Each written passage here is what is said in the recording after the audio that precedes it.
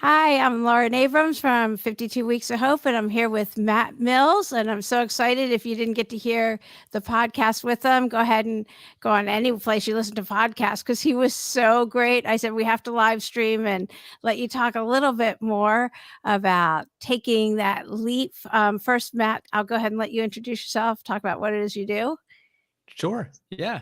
So it's always great to talk to you, Lauren. And as you said, my name is Matt Mills. I'm a Los Angeles-based life and career coach, and where I focus on is helping people make that career pivot and change, find and discover what it is the work that they're meant to be doing, so that then they can be the hero of their life and career. Yeah. And Matt did make that pivot well over a decade ago. And I Yeah. love talking to people that take that leap of faith and go after what it is that they're truly meant to do and reason that they're here. So I asked Matt, I just flat out asked him, I go, okay, what's the biggest question that you're asked the most? What do you ask the most when you tell people what you do? And he said, how well, go ahead. Go ahead. What question are you asked the most? Yeah. I think the question that I'm asked the most is essentially people know that they want to change, they want to shift. There's a higher purpose or a mission or something more meaningful that they want to do with their life or their work. And the question I get asked the most is, where do I start? How do I get there? Yeah. So And it's always so like they know it and they just want to know, how do I make it a reality? yeah. Okay. And so what do you tell them? What's the first steps? What should someone do? Somebody's listening and they have that feeling like I'm not doing what I'm here called to do.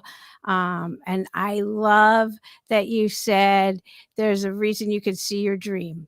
I love Hmm. that. It's not, if you can see it, it's not a mistake. Um, Yeah. Yeah, that's how all great things start, is just with an idea or a vision in mind. And sometimes it's so easy for us to neglect that. So, to answer that question, what's the first thing to do is you have to decide to go after it. You really have to be all in with that.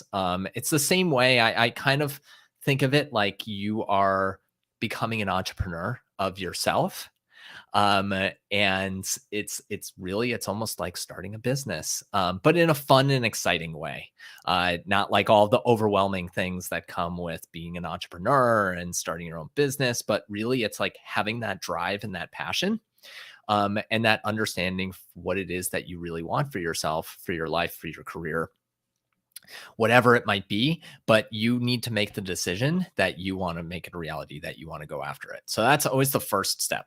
Okay, so I have a question because there's the Mel Yeah. Robbins 5-second rule that Yeah. if you Yeah. don't act on it in 5 seconds, but I mean, is that necessarily true for your actual dream? Okay, you're making a face. So, okay, in this sort of situation, I guess it's not necessarily true. I mean, you're well trained and you're well schooled in this. So, um, Yeah, and I love the 5-second rule. I think that yeah, that's great. It's good to when you know that there's an immediate decision that you want to take, that is great. When there's something, it's like, so the first thing is, it always feels, when you make that decision, it's going to feel like you're staring at the top of a huge mountain yeah, and you're super overwhelmed and you're like, how am I even going to get to the top? So that's where people start. So the 5-second rule, it's good to take that first step, but deciding to climb that mountain, make that ascent, that's something that I think takes a little bit more than just 5 seconds. yeah. Now, what about imposter syndrome? Because people go, "Oh, I can't do that. Who do I think I am to even go after something like this?" Even though it's not true. It's pure fear. Yeah, yeah, yeah. What do you tell someone? So the first thing is that it's normal. Every single person experiences it. I like to call it resistance, which is what, Stephen Pressfield and a lot of other thought leaders, like, they'll identify it is, it's that voice in your head that's immediately going to be telling you, who do you think you are? You can't do it. Tell you the million reasons why it's just not possible. So I think the first thing is knowing that no matter what you do, you're going to hear that voice in your head. And I think that there's power in just acknowledging that it is normal. There is not one person who has decided to go after something big or a big shift or a big change that has not experienced that voice in their head telling them how hard this is going to be. Who do you think you are? You're never going to be able to do it. But the difference is that they just kept pushing forward. They kept Yeah. taking action on it and taking that next step. It's so true. And I interviewed somebody for the podcast yesterday, and he said, look to people who have achieved it and find out how long did it take them to achieve that, or maybe start making money in that area, or Yeah. whatever it is. Look at how long it took them, because nobody has been gotten to that pinnacle on a silver platter. No one, even if they started from privilege, which I never even thought about the thought. I never thought, "Oh, did you start from privilege or something like that?" That didn't even cross my mind, probably because I didn't start from privilege. So it doesn't Yeah. cross my mind, but yeah. Go Yeah. ahead. Yeah, it does. And I think that sometimes can be a bit of a trick with social media is we see the end result. We Yes. see all of the things. We don't see the behind the scenes. We don't see how the sausage was made, as it were, and all of the hard work and the drama and the resistance that person experienced before they made that leap. All we do is see, hey, I'm starting a new job, or I'm off on a new adventure, or I'm doing something exciting, and thinking that they just woke up and decided that. I was talking with a client, and I was telling him, the time it takes from someone to know that they want to make that change, whatever it might be, whether it's looking for a new career or starting a new venture or something like that, and actually taking that leap is typically 2 years. This could even be with somebody asking for help, so you don't see that 2 years of challenge or that struggle. And that's what I went through. It was probably more than 2 years of having that challenge before I had made that leap. And I've done it a couple of times, and every time it's taken me a while. But of course, there's going to be that one post where someone's going to see it and be like, oh, Matt, he just woke up today and decided he's going to Yeah. go to Africa or leave his job to focus on his business full time. There's a lot more Yeah, to it, and they I see find a that comforting. successful coach and they go, "I wanna do that. I wanna be a successful coach." No, they don't see how much schooling you got. They don't see the That's trouble. right. I mean, Yeah.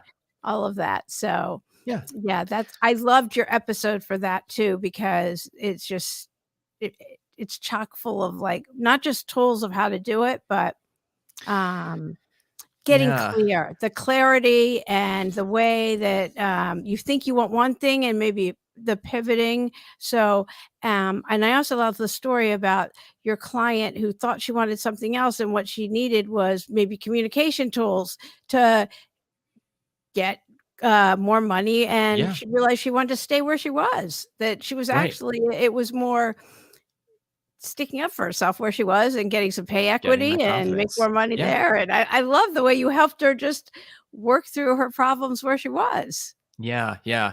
And that's, I think, so you had asked what's the first step Mhm. is, and I said making that decision. But the next and the most important thing after that is you need to really dive deep and know what it is that you want. Get that clarity on what it is that you want to go after. So you had mentioned, like, for me, it had taken a lot of time, a lot of schooling, but I enjoyed the process along the way. Were there tough times? Sure, of course. But I was so excited about what I was going after and still am. And that's why that's the most important part of my work. And when I'm working with clients is really finding that thing that you are going to be fired up about. And that's why I also say it, also connecting, like having that entrepreneurial mindset, is that entrepreneurs they believe in it. They are so excited about what it is that they're selling, because if they weren't, nobody would buy it. So I think it's the same thing with what it is that we're going after. If you are so fired up about it, then you will enjoy those couple of years. It'll just be a lot easier, a lot more enjoyable, a lot more fruitful. You'll learn along the way. So having that growth mindset, that's honestly, it's not going to feel like you are struggling for 2, 5, 10 years before you get to have that one post that says, I'm making my dreams come true. Yeah. No, it's so true because when you're doing what you love, you're lit up inside. And Yeah. when you take that first action and you're going towards your dream, it's amazing because the universe just kind of lines up and people show up and everything just kind of goes in that direction and Yeah. starts going for you and showing up for you towards your dream. I don't know how that works. It Yeah. just does. All these Yeah. people start showing up that to help you. Yep. Because you're in alignment with it. Yeah. Yeah. It's not random. You have made that decision. You know what the end's destination is. It's sort of like if you're planning for a vacation and you know you're going to take a trip to the Bahamas, you're going to that's it's not the universe lining up that you're going to go and try to find a new swimsuit as opposed to like a heavy winter coat for that vacation. So, yeah, having that destination that's really going to excite you and fire you up, that's going to help open the path for you so much more clearly. It's so true. I can use the podcast as an example. I didn't know how to do a podcast and it started out one way, but the most amazing people keep showing up. I get to meet people Yeah. like you. Just everything is in alignment. I'm so happy and Yeah. it's a ton of work, but who cares? Like it lights me up. It fills me up when I talk about it. I mean, nobody has any question that I love doing what I'm doing. And yeah, and everything just keeps showing up to keep it going. Yeah. It's almost 2 years later, and here I am. It didn't start overnight, and, Yeah. and people just keep showing up to help me say, "Oh, try it this way," or "You might wanna do this," and it started with somebody who wasn't in podcasting saying, "Oh, you might want this person's editor." I went, "Okay," because I would not have known how to edit, I mean, and it's just an Yeah. example of how it works, and I had total imposter syndrome when it started being on a legal Zoom call, not anything. I'm on Zooms all day and thinking people were talking about me going, "Who does she think she is starting a podcast?" I mean, when did I become that self-centered? But, and I just ignored it and kept going and kept making it because I'm trying to help people. And if you really I love that. And if you really wanna learn what success really takes is study the people that you admire who have achieved that level, and don't study what it is that the right moves, study where they got stuck. Find where they were having those moments where they did need to find an editor for a podcast, where they did need to, um, where they felt challenged, where they were feeling like it wasn't going to happen for them, and finds those moments.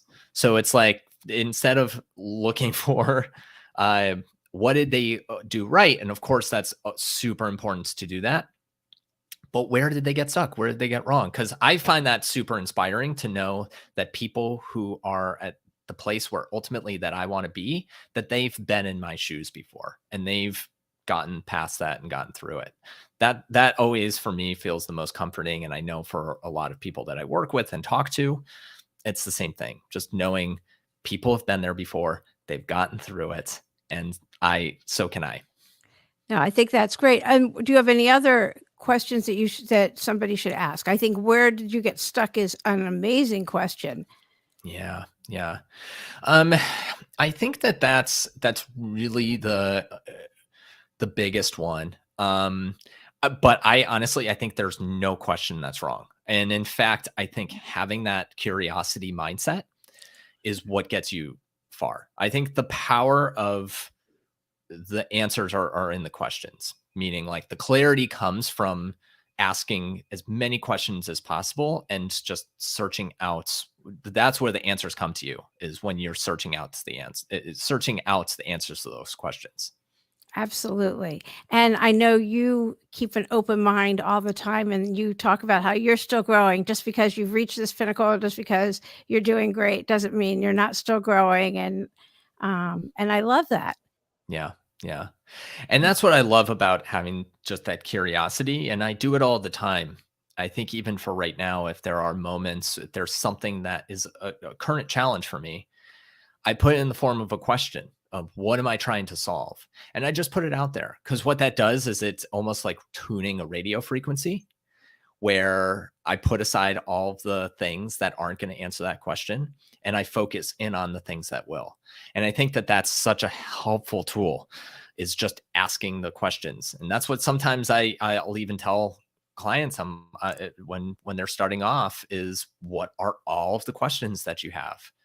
And then let's start to answer the biggest ones that are going to move you forward. Okay, and you just one other thing, how does someone with I mean, it seems so overwhelming at first when there's so much to do.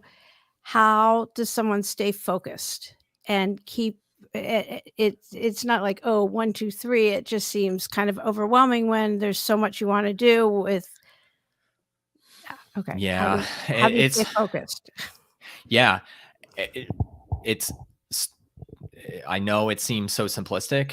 Take action. I was actually having a conversation with my wife about that, and she was expressing that she was feeling a little overwhelmed. And I said, pick the one thing that's going to help move you forward. Just get into forward action. I think that's where that idea of pushing past resistance is just, I think motivation and inspiration comes after you take action.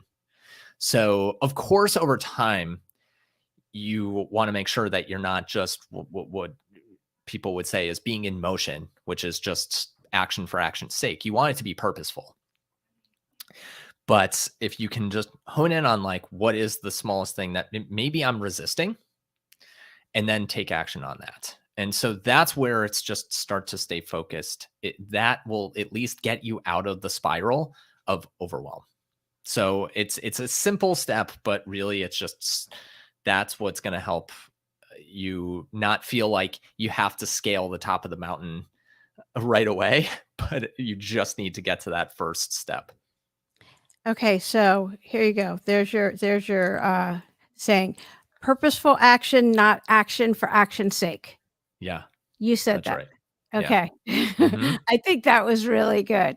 All right. Is there anything else that you want to just kinda, um, say to one last thing for as far as taking risk or, you know, just one last motivational thing you Well, would wanna add that we didn't one last thing that you didn't get a chance to say, and one more time. I mean, I'm gonna have everything's gonna be listed underneath here, all of Matt's contact information, how to reach him, all of that is listed, mhm, on here, and it's all on the website anyway. Everything is listed on the website with the show notes, how to reach him, and you can say that too, but yeah. anyway, one last Yeah, what I would say is, I y to it's really important to take the risks that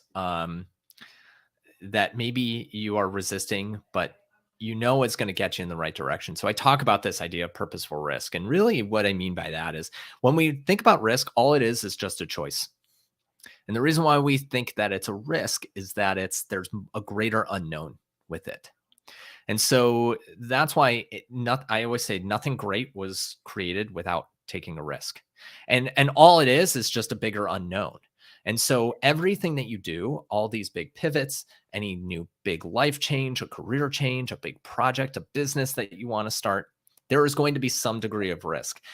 Look, even going to a restaurant and picking a menu item that you've never had before is a risk. So we take risks every day. We take risks going a different detour to go to work. And so, but there's a purpose to it. Oh, there's a chance that this might actually get me to work faster. Doesn't always work out, but that's okay. And so, really being aligned with what is your mission, what is that edge that you want to step to, and then how can you have the energy to push through that? That's what's really going to help you take bigger leaps, instead of that really smaller, those small steps that you feel like, okay, they're getting me somewhere, but when you get to the edge, take that leap and take that jump, without harming yourself or yeah, others. yeah, yeah. So as long as the risk is not going to hurt yourself, or anyone else, then align it with that mission, purpose, that decision that you've made. And you honestly, it will get you there, get you to where you want to go. Oh, I love that. Thank you so much. I Yeah. think this was great. And anybody who wants to reach Matt, he's very accessible. And Yeah. we met on LinkedIn. Go ahead. LinkedIn. So you can find me on LinkedIn. MattCMills.com is where you can reach out to me. And Matt@MattCMills.com if you want to send me an email. So I always love hearing from people, knowing what is the big purposeful risks that they're eager to take. What is that shift that they are excited about? And I'd love to hear it. Oh, see Mills. There's one S there. Yeah. Whoops, whoops. Sorry. Let me fix that. Okay. All right. Thank you. Thank you.